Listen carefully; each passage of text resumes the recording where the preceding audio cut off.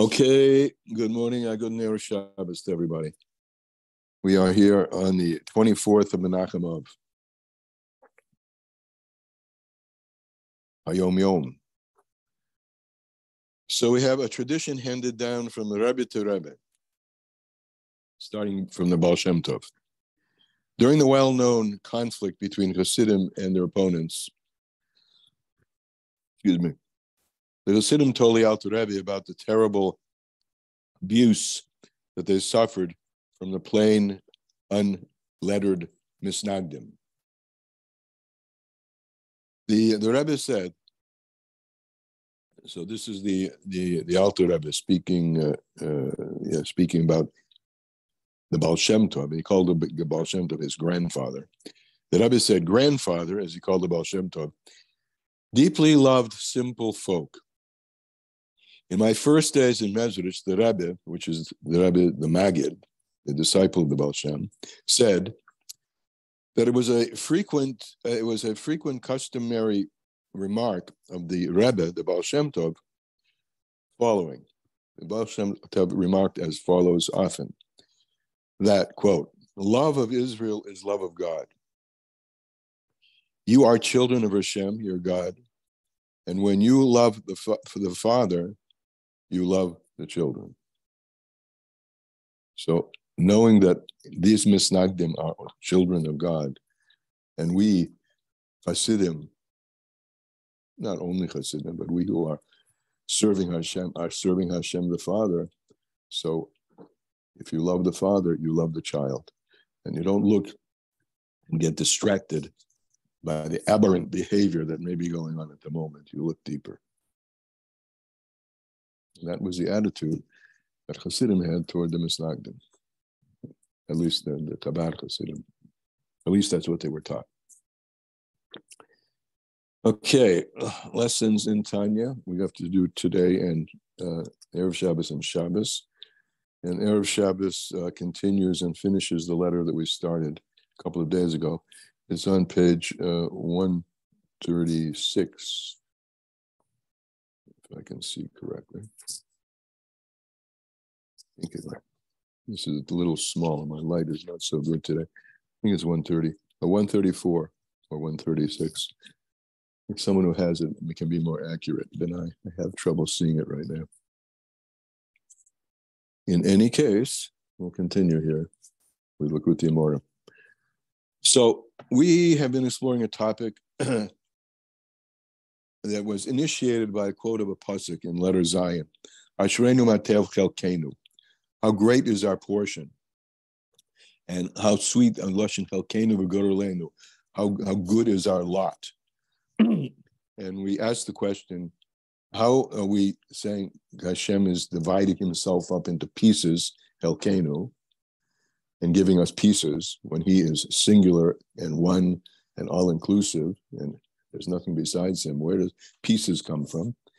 We even spoke briefly about the chelek elikam emal, the piece of Hashem, which is our soul. And where does lottery come into the picture? So that is what we're going to resolve in the first part of today's Tanya from yesterday. So we're in the middle of page Kuf Yud Beis. Smack almost in the middle, the line begins with abbreviation Kuf Mem Shin Beis Mem Aleph. Okay, so what we said is, yes, everything originates from and never deviates from the singularity of Hashem. Yet the manner in which Hashem delivers his so-called allness to reality, which is a myriad of multiplicity, is through a general process called Tzimtzum. And this process began in the infusion of all into the instantiation of a human down here below began with Adam Arishon, the first man. The first man enveloped, internalized the allness of Hashem. That's brought one of the reasons it's explained why Adam was able to name all the animals, because he could see their origin in the realms of spirituality, because he contained that information as a lump sum, so to speak, all delivered to him. And then from Adam Rishon, it devolved and descended downward. And the next point that we spoke about yesterday was Yaakov Avinu. And it says in the Kabbalah that Shushviracha de Avram Avinu, of Yaakov Avinu, the beauty of Yaakov Avinu echoed was like the beauty of Adam Rishon. So Yaakov is the next big chain, link in the chain, when the allness becomes invested in the next link. And that next link is where, of course, the Jewish people start, because Yaakov, his name, after wrestling with the angel, becomes Yisroel. So we, the Jewish people, inherit all that, every one of us, and all that inheritance. So that's the notion of dividing Hashem up, so to speak. It's not dividing Hashem up, it's dividing up his ha'ora. That's the language that's used in the Tanya, his ray, his radiation. And I use the mashal that's used in other places in Hasidus, like taking white light through a prism. That white light is white light, but it contains, in a way that's invisible until you put it through the prism, the colors of the rainbow. The colors of the rainbow are not something different from, they're just a different manifestation of the white light. So similarly, all 365 mitzvahs are disseminations, diffusions of a singular light, and the 365 powers that we have, the 248 positive mitzvahs, 365 negative, correspond to the limbs and organs, the sinews and tendons in the person. So each and every mitzvah is associated with a particular body part, although we don't know today what that direct association is. I understood from my teachers that there was, way back when in antiquity, a record of that, or a book of that. If anyone has any information on that, I would be very interested in that myself. But we are structured in a structure of 366 Tariag, 365, to reflect the Tariag 613 drawings down, diffusions, if you will, of that singular light. So with that, we can begin. Oh, and one more point. And the illumination, the awareness of that diffused light, and the time for arousing the awareness of that diffused light is in davening. That was the last point we made. Now we're starting. So after davening, we go and we do mitzvahs, right? And we take the illumination that, God willing, and hopefully we have enabled within ourselves in the process of davening. We sort of take it on the road, and we go up, and we're Isaac with Torah and mitzvahs, and everyone is shavah in this. There's Torah, one Torah for everyone, the same Torah for everyone. So each and everyone is given the same mission, the same 365 mitzvahs to do. The Chol Nefesh Yisrael, every Jewish person, but derech klal in general. Ki Torah achas u'mishpat achas l'kolonu. There's an expression that there is one Torah and one judgment for all of us. Afal pi, nevertheless, b'derech prat, when it comes to each and every one of us, en kol nefoshes ruchos v'neshamas shavis be'inyan zeh. Not every nefesh or ruach or neshama. These are the three levels of the soul that are mislabish and clothed in the body. We will just sum it. Not every soul, even though he's here articulating the three levels of the soul which are enclosed in the body. But not every soul is the same. We see we're all different. And we're all different in terms of capacities and talents. So not everyone is the same. Lefi es v'zman gilgulam, according to their particular place, their particular moment and time of their gilgul, of each one of our incarnations, and where we come, and how we come into this world. Each one is different. As our sages have said, it's from Gemara, Avuch b'mai haved zohar. It says, your father, with what was he very careful?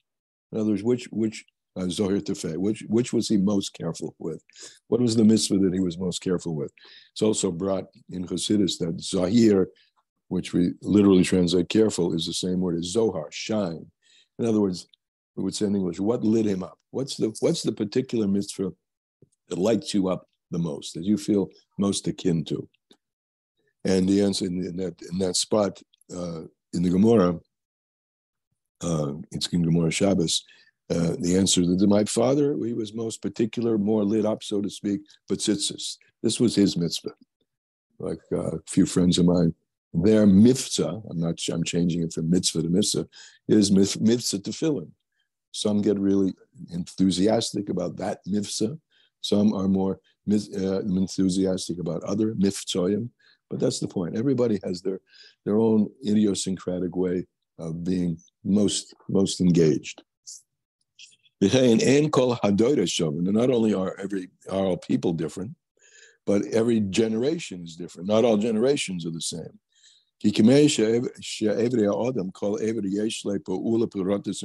just like every limb of the body has a particular specific function, designated function. The eye to see, and the ear to hear. In each and every mitzvah, there shines, there radiates a particular kind of light, a particularly designated kind of light from the Infinite One. The Infinite One, may he be blessed. And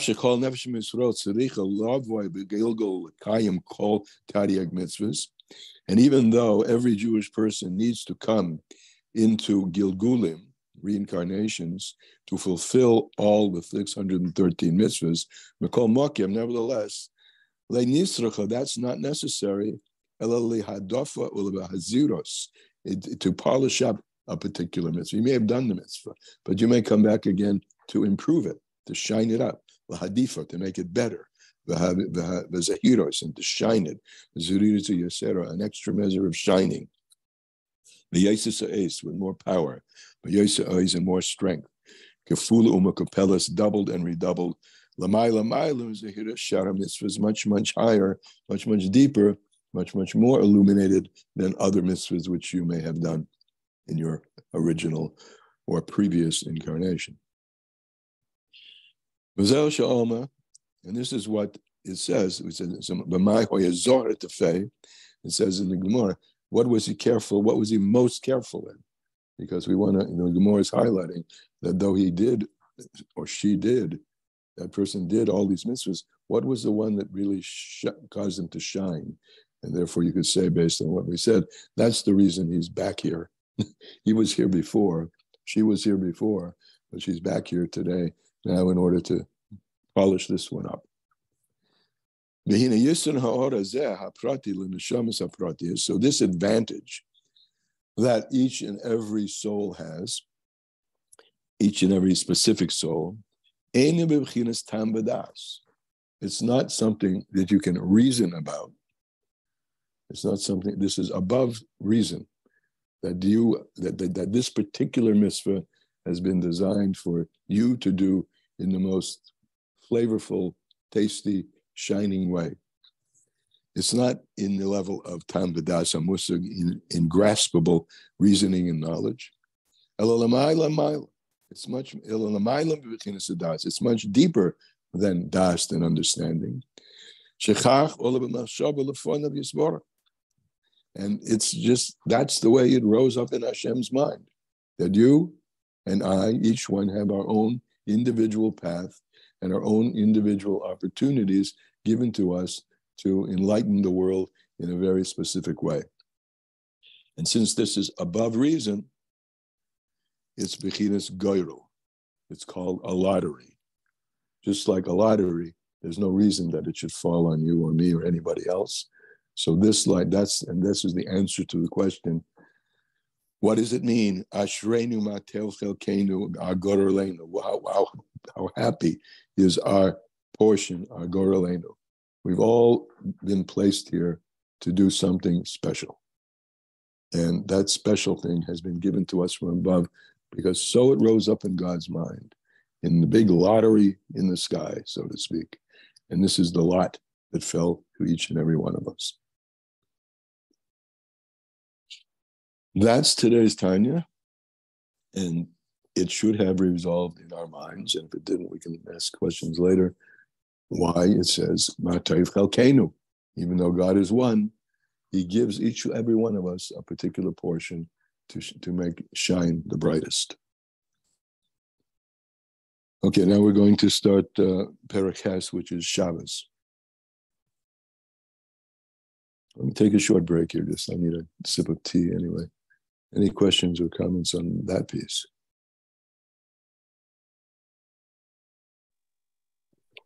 I just have a little question, and that is that it was my understanding that the mitzvah that is the hardest for you, let's say, or one of the harder mitzvahs is really where you should be concentrating your work. The easy ones, let's say, and I guess this made me think that this was specifically saying like the one that, maybe one that you gravitate to easily. So maybe I have that wrong. So my question is, to figure out those two things. Right. Truthfully, I haven't heard that. That doesn't mean it's not true. I mean, there's a lot that I haven't heard. But at the same time, I don't see it as a contradiction because the mashal that pops up into my mind is the mashal of shining, making a diamond shine. Diamond is a very hard material. You have to work at it a lot. So to me, it's not a contradiction that the things which may be difficult to do are those things, the very things that you're most designated to do. But that's just me thinking out loud. So I don't know about whether that, I just don't have anything to say about whether the one that's really you were created for is the one that's hardest to do. Sorry. Anything else? I'm looking here at the sentence. The whole mitzvah meir or pratiyam yuchad me'oren sof barachu. Yeah. This is encouraging. The last person asked this. The truth is, I've heard both. Both what? There is an opinion that specifically, there is one chazal that says that specifically in that which you struggle, that would be your calling. There's another chazal, I'm sorry, I don't know them in Hebrew right now. I could research it, that says that every person will start to feel drawn to a certain mitzvah, and the mitzvah that they're drawn to would be their calling. Right. Okay. But over here it says b'chol mitzvah. I think that sometimes people worry about like what mitzvah should I be working more on, but I think that the Tanya is saying b'chol mitzvah. In every mitzvah, there's a tremendous light, and then tremendous light is infinite. Today's Tanya saying that. So that's true. That's true. So that last week's parsha was Parshas Akev. It starts with the word Akev. It says, be careful of the small mitzvahs that you would normally step on. Right. So no, it's true, but that's no contradiction. Every mitzvah is full of the Ein Sof, and therefore everything has equal value from that perspective. Nevertheless, at the same time, there can be particular mitzvahs or a mitzvah that you were designated. Remember also what it said here today. You didn't come back to do mitzvahs because mitzvahs, they're all incumbent upon you to do. You came back to do one in a particularly different way and make that light shine brighter. And I'm encouraged that there are two chazals on this. So the previous question has two perspectives. He said either it's the one that you find easier or the one that you find more difficult. So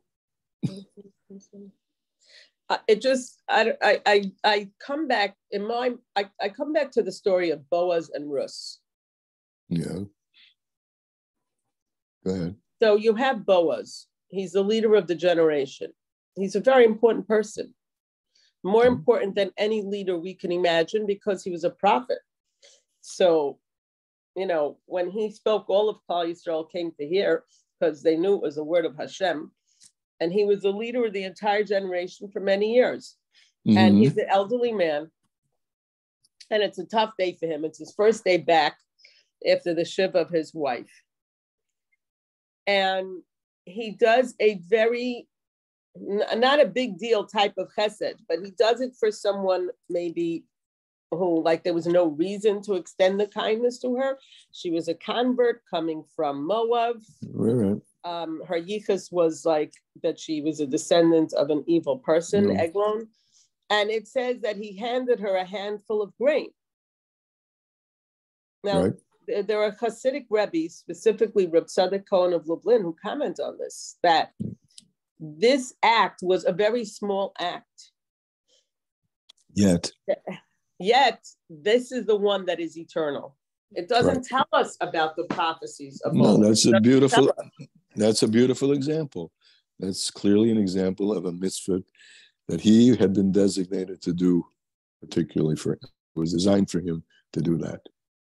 Beautiful. Okay, I like it. Very good example.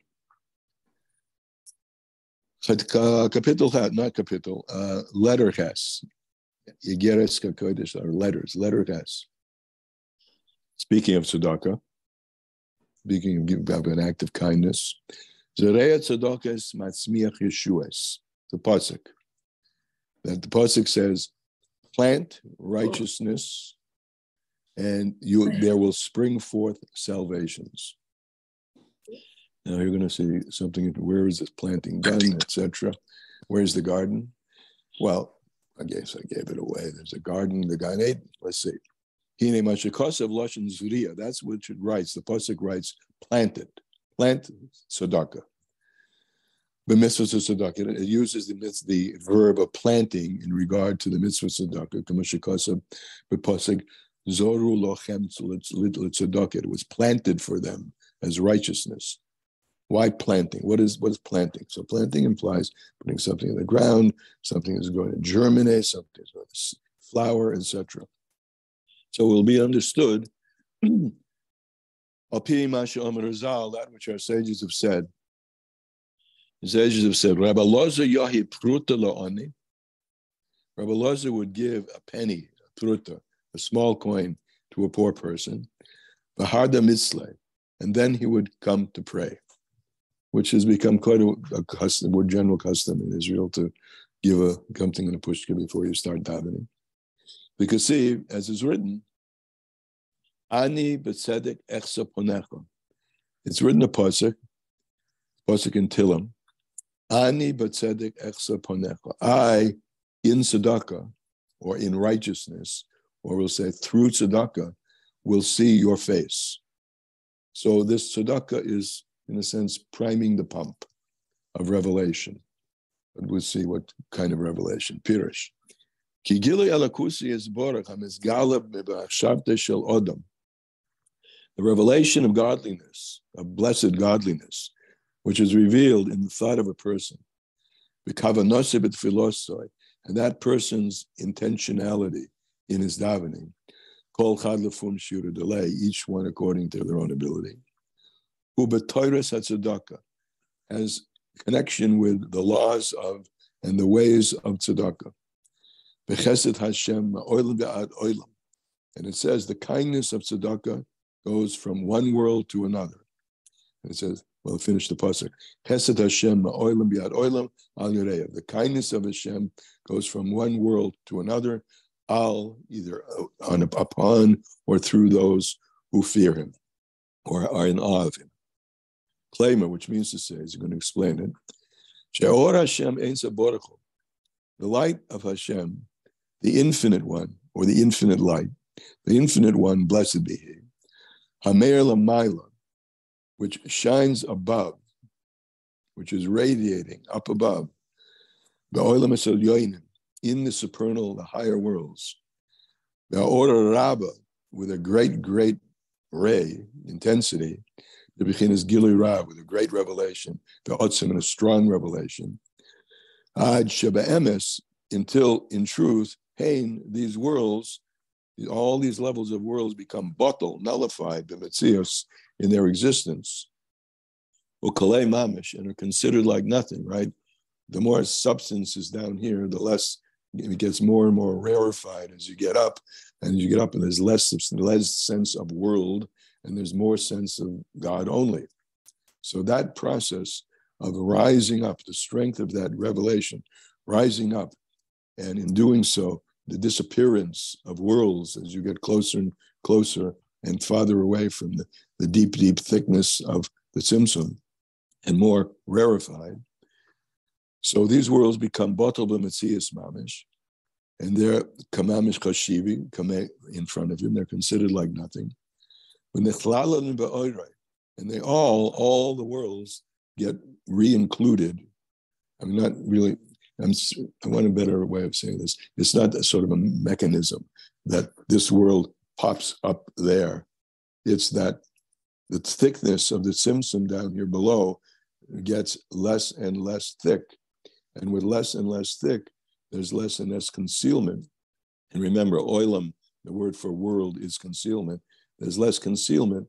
So more and more of the ultimate reality, which is God himself, is revealed.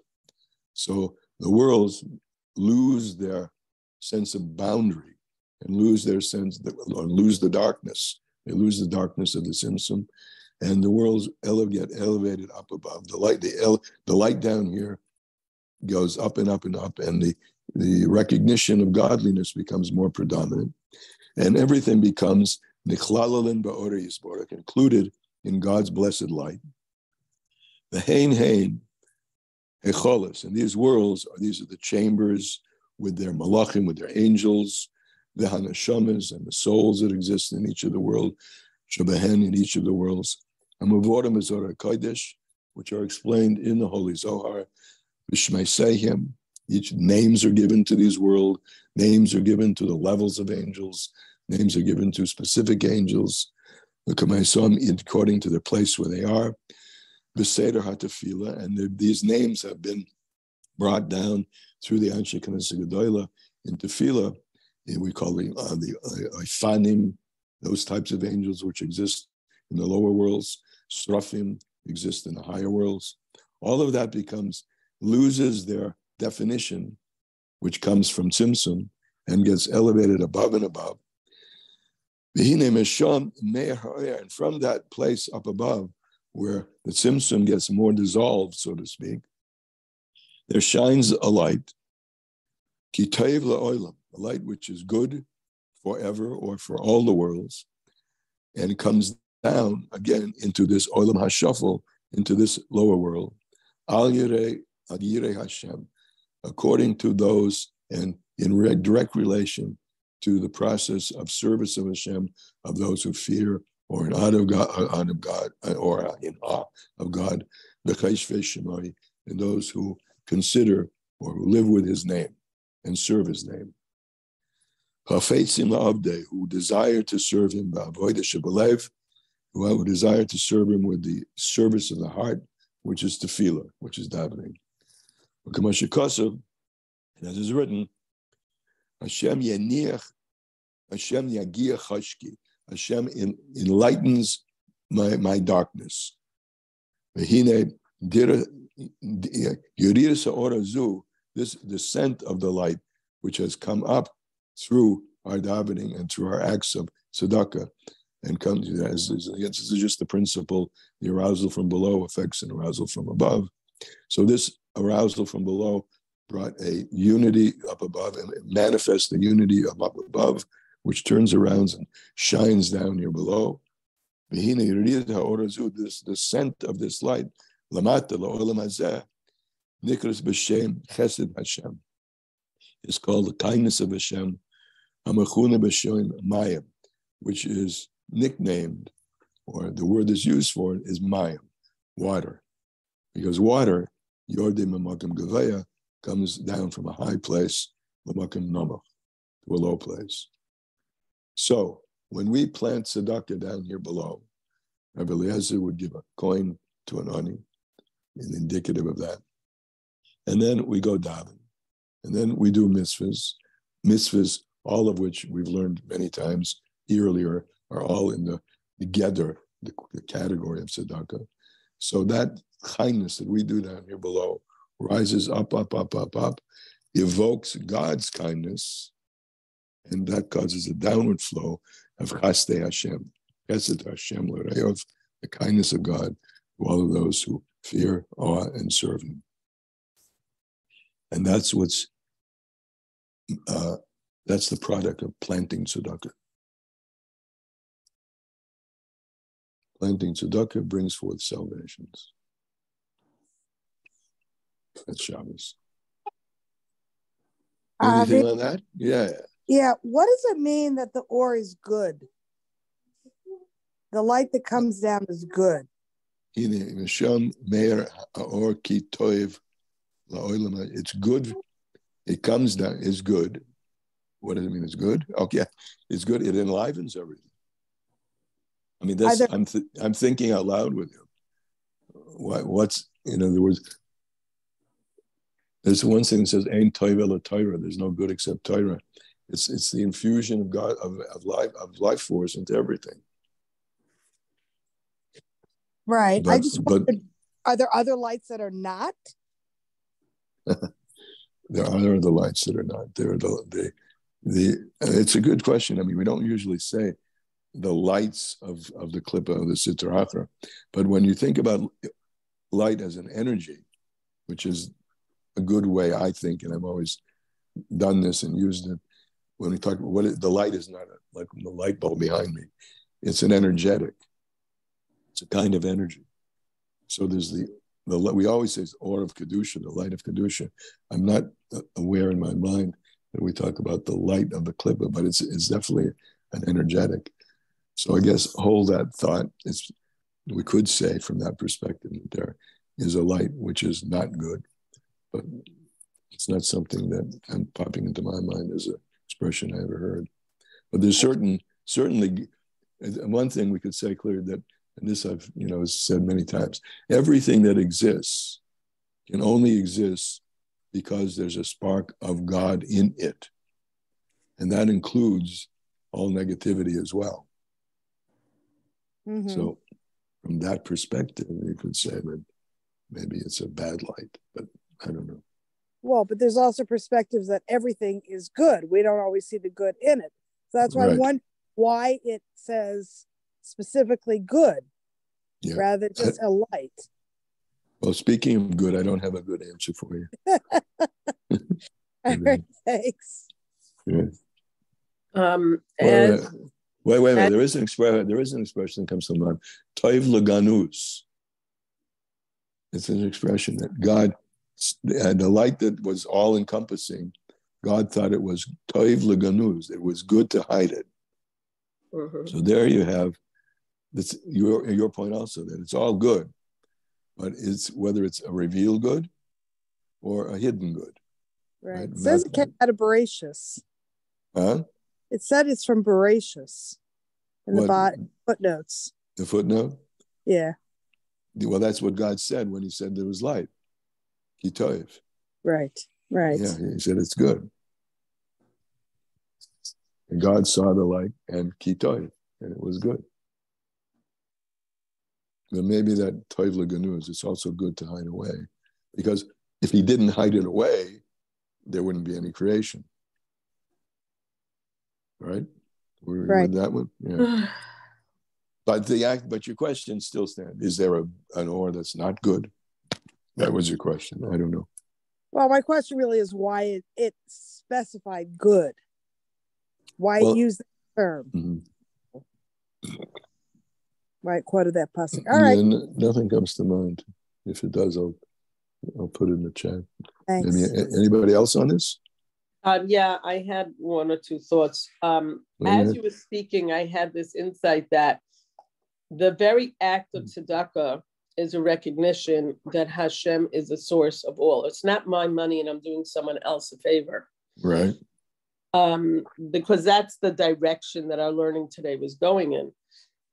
Like in the last letter, in the last letter, the direction was that Elokus is a source of all. So when I give tzedakah, I have that in mind. I have that in mind that whatever, it's not like I earn this money and then I'm giving it to the next person, but more of a recognition that Hashem gives me life, gives me renewed life, and Hashem, whatever resources I have, it's Hashem who gave it to me, and therefore I'm, sharing it further. Well, more than that, you've been blessed with being the conduit for God, transmitting godliness from one person to another. Yeah. And the other point, that when we're talking about the Or Kitov, I think that you were saying that there's a spiritual light. That is what is being referred to here. Not the light when you put on the light in your house, and not the light when you walk outside and see a blue sky. Right. This Or that it's talking about here is the Or of Ein Sof, the Or of the first day. That's why it's the Or Kitov. Now, the first day light, it's true it was hidden away, but I learned that it is the source of all life. It's hidden, and yet anything good comes from that. It's like anything good, any bracha that a person needs in their life comes from this Or Hagonos. It was hidden away, but it's still accessible. Tzaddikim, when they give you a bracha, it's with the power of this hidden light, this spiritual light, and anything good that comes to the world is from this hidden light. And maybe it's saying Or Kitov to refer to the light of the first day, which is spiritual, which is in the Torah, which is in our davening, versus the average light that was created on the fourth day that streams from the sun, which is more part of creation. It's not a beyond force. You would call that bad light? No, I would just call it lesser light. Light that is part of creation. I don't know. Light that exists even though there is symptom. Well, this light is the infinite light that is. I mean, that's very good. But does that answer the question though? Is there such a thing? The question is there bad light? We're pointing out, I saw the light and it was good. Is there a bad light? Well, no, we're just emphasizing that this particular light that it says of the Or Kitov is the light of the first day. It's a totally different thing. It's a spiritual thing. Yeah. It's the light. It's not physical. And is there a bad light? Well, I know that my aunt, Allah Hashalom, used to say, how is it that the sun still shines in the middle of the Holocaust? There is a light that Hashem put in the world that shines equally for all. And that's not what it's talking about here. Okay. All right. In any case, let's go on and shine our lights. Amen. Okay. Good Shabbos. Have a wonderful Shabbos. Okay. Good Shabbos. Yeah, thank you. You can hear it. Huh? Yeah. Yeah, good Shabbos, everyone. Bye-bye. Good Shabbos.